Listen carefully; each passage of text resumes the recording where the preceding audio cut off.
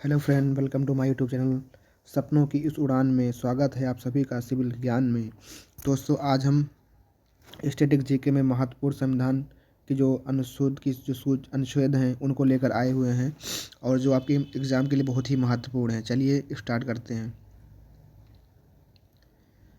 Important article हैं, हमने इनको ढूंढ कर जो एग्ज़ाम में बार बार आ चुके हैं उनको हम लेकर आए हैं। स्टार्ट करते हैं।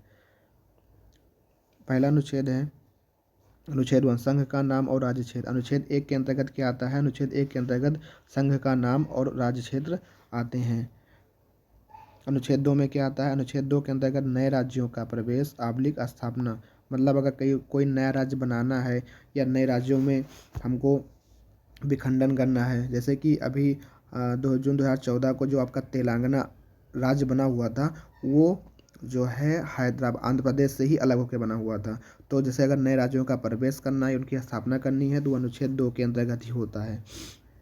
एक मोटिवेशन कोट है, संघर्ष इंसान को मजबूत बनाता है, फिर चाहे वह कितना भी कमज़ोर क्यों ना हो। गाइज, आप लोग स्ट्रगल करिए। ये वक्त ऐसा है कि कोई एग्ज़ाम पास में नहीं है, लेकिन आपको स्किप नहीं करना है, इसको मतलब छोड़कर नहीं जाना है। आप लगातार कंटिन्यू मेहनत करिए, एक न दिन मेहनत ज़रूर रंग लाएगी और आप लोग ज़रूर कामयाब होंगे।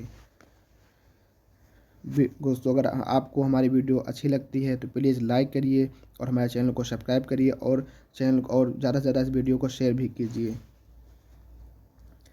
अनुच्छेद 12 से 35 के अंतर्गत हमारे संविधान के अंदर मूल अधिकारों के बारे में बात की गई है। मूल अधिकार हमारे कितने हैं? वर्तमान में हमारे मूल अधिकार जो हैं वो 6 हैं। समानता का अधिकार है, स्वतंत्रता का अधिकार है, शोषण के विरुद्ध अधिकार है, धार्मिक स्वतंत्रता का अधिकार है, संस्कृत और शिक्षा का अधिकार है, संवैधानिक उपचारों का अधिकार है। तो ये आपके मौलिक अधिकार हैं। आपको इन मौलिक अधिकारों को याद रखना चाहिए। समानता का अधिकार आर्टिकल 14 से 18 के बीच में है। समानता का अधिकार जो है आर्टिकल 14 से 18 के बीच में है और स्वतंत्रता का अधिकार 19 से 22 के बीच में है। शोषण के विरुद्ध अधिकार अगर कोई है तो वो 23 से 24 के बीच में है। धार्मिक स्वतंत्रता का अधिकार, इसका हम लोग कोई भी धर्म अपने धार्मिक कार्यों को कर सकते हैं, ये आर्टिकल 25 से 28 के बीच में दिया हुआ है। संस्कृत और शिक्षा का अधिकार अनुच्छेद 29 से 30 के बीच में दिया हुआ है। संवैधानिक उपचारों का अधिकार ये आपको आर्टिकल 35 में दिया गया है। डॉक्टर भीमराव अंबेडकर ने इस आर्टिकल को ही संविधान की आत्मा कहा था। संवैधानिक उपचारों के अधिकार को ही संविधान की आत्मा कहा जाता है। आर्टिकल 17 में क्या है? आर्टिकल 17 अस्पृश्यता का अंत, जो छुआछूत का होता है वो अनुच्छेद 17 के अंतर्गत है। आर्टिकल में अनुच्छेद 19 1 के काम में प्रेस की स्वतंत्रता है। अनुच्छेद 21 के अंतर्गत प्राण एवं दैहिक स्वतंत्रता है और अनुच्छेद 23 में बाल श्रम प्रतिषेध है।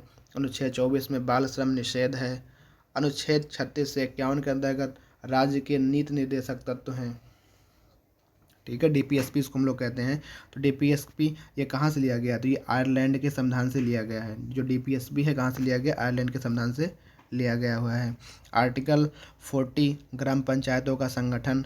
आर्टिकल 21 का बच्चों के लिए निःशुल्क सुविधा। अनुच्छेद जो 51 का काम है उसमें मूल कर्तव्य है। मूल कर्तव्य हमारे जो फंडामेंटल ड्यूटीज़ हैं, जो मूल कर्तव्य हैं, वो वर्तमान संविधान में 51 का के अंतर्गत रखा गया है।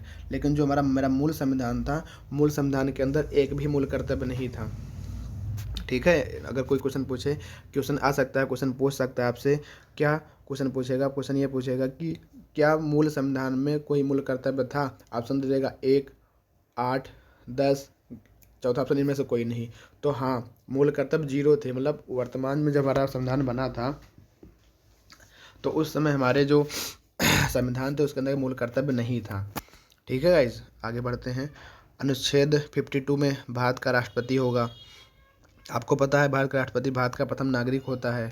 ठीक है, तो ये क्वेश्चन एग्जाम में पूछा गया है। अनुच्छेद 54 के अंतर्गत राष्ट्रपति का निर्वाचन किसके अंतर्गत होगा? तो आर्टिकल 54 में राष्ट्रपति का निर्वाचन कैसे होना है? एकल संक्रमणीय मत पद्धति के आधार पर होता है। इसमें कौन कौन भाग लेगा, कौन भाग नहीं लेगा, ये सारी की सारी जानकारी आपको अनुच्छेद 54 में लिखी हुई है।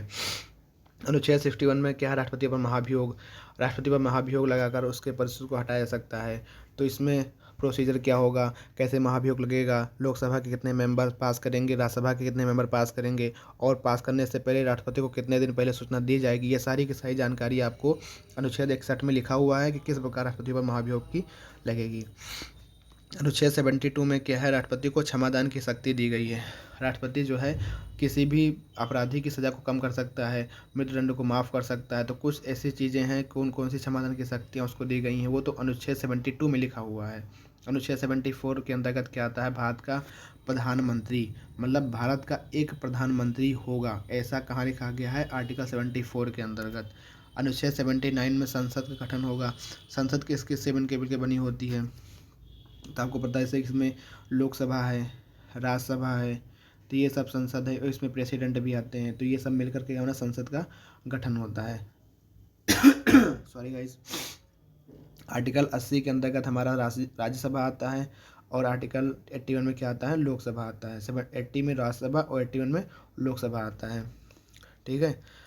अनुच्छेद 108, अनुच्छेद 108 में क्या है, संसद का संयुक्त अधिवेशन, मतलब संसद का संयुक्त अधिवेशन की जो व्यवस्था है अनुच्छेद 108 में की गई है। अनुच्छेद 280 वित्त आयोग, अनुच्छेद 324 के अंतर्गत निर्वाचन आयोग का उल्लेख किया गया है। अनुच्छेद 343 में संघ की राजभाषा, अनुच्छेद 352 आपातकाल का प्रावधान किया गया है। अनुच्छेद 356 राष्ट्रपति शासन का प्रावधान, अनुच्छेद 360 वित्तीय संकट का प्रावधान, अनुच्छेद 368 संविधान संशोधन का प्रावधान। ये आपके कुछ महत्वपूर्ण अनुच्छेद थे जो कि एग्ज़ाम में बार बार, अगर आप किसी भी एग्ज़ाम जाने से पहले एक बार ज़रूर वीडियो को देख लीजिएगा और चैनल को सब्सक्राइब जरूर कर लीजिएगा गाइस।